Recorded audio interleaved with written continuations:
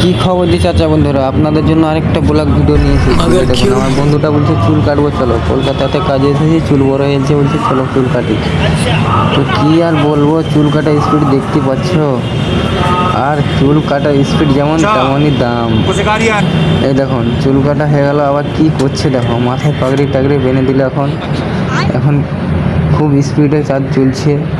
এখন মুখে কি লাগাবে দেখো, ভাইটা দেখছে বসে বসে।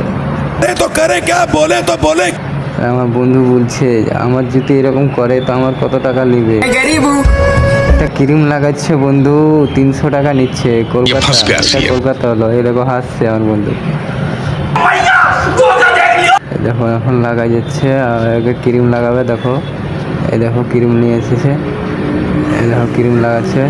তো ঠিক আছে বন্ধুরা, আপনাদের জন্য এরকম ভিডিও নিয়ে আসতে থাকবো, আপনারা ফলো করে দিও। Good bye.